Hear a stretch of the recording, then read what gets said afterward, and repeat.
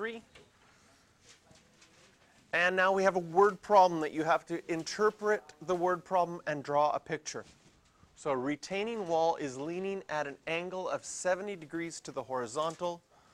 A support is placed 5 meters from the base of the wall, and it will be attached to the wall 2.5 meters from the base. So we've got a wall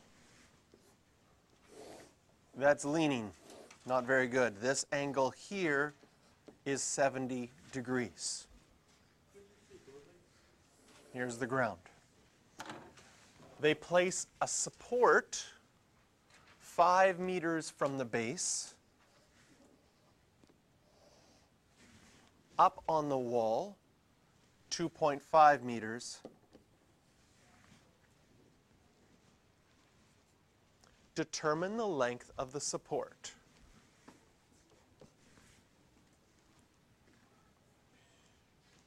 So the hardest part is interpreting the question and being able to draw an accurate picture. We've got a wall leaning, angle of 70 degrees to the horizontal, which is like to the ground. We've got a support placed 5 meters away from the base, attached to the wall 2.5 meters away from the base. So here is the base of the wall. Determine the length of the support. So when looking at this, because this, I mean, it's in the cosine law notes, so you know that we're probably going to use the cosine law because that's what we're studying right now. But on your test, it can be mixed. So you have to go through, can I use SOHCAHTOA? Can I use a squared plus b squared equals c squared? Only if there's a 90 degree. So no. Can I use the sine law? Because we go to the sine law before we go to the cosine law. Sine law is if you know an angle and its opposite side. We know an angle, but we don't know its opposite side. We know sides, but we don't know their opposite angles. So this has to be a cosine law. In this case, we would go x squared equals 2.5 squared plus 5 squared minus 2 times 2.5 times 5 cos of 70.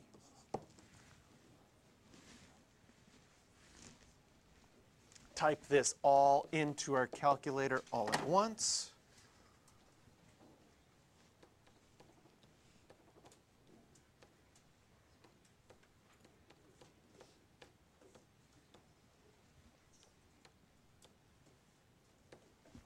And we get x squared is 22.7. To find x, we're going to need to square root both sides.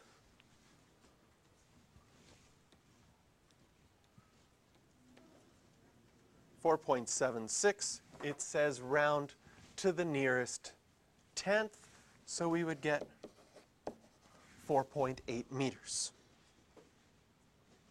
Determine the length of the support to the nearest tenth of the meter and the measure of the angle between the support and the wall to the nearest degree.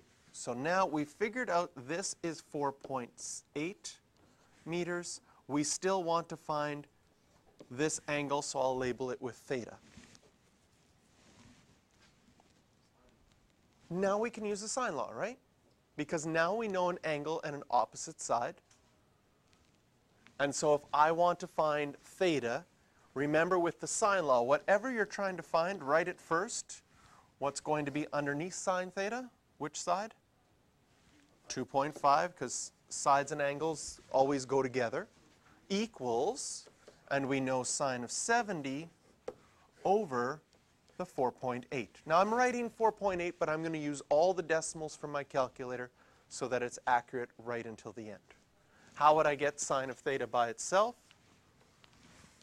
I multiply both sides by 2.5.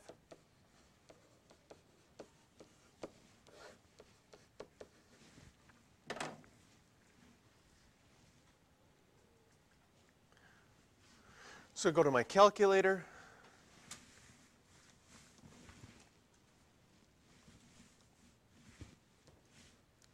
.5 sine of 70 divided by 4 and I'll just go second answer to get that answer from before. and I have sine of theta equals 0.49.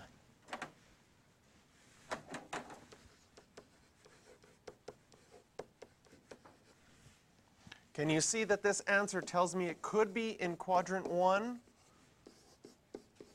or in quadrant 2 because sine is positive? Okay?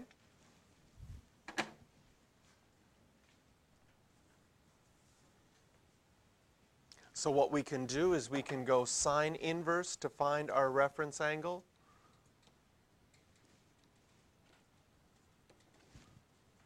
(29.54). If our reference angle is 29.54, are we supposed to round to the nearest? To the nearest degree? Okay.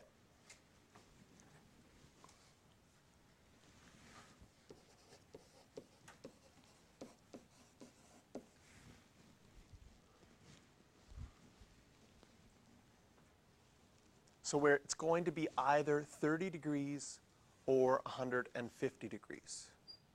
Now looking at our triangle, which one makes sense? 30 degrees.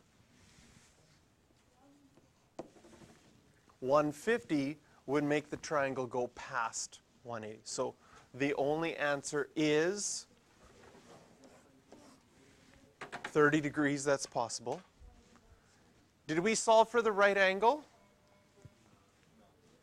Find the measure of the angle between the support and the wall. What did we find? We found the angle between the support and the ground. Oh man, could we find this one now? Should we redo the whole sine law, or should we just make them add up to 180? Add up to 180, this one would be 80 degrees. Okay? Okay, questions to do for this one, but we'll do example 4 right away. Is just question 6.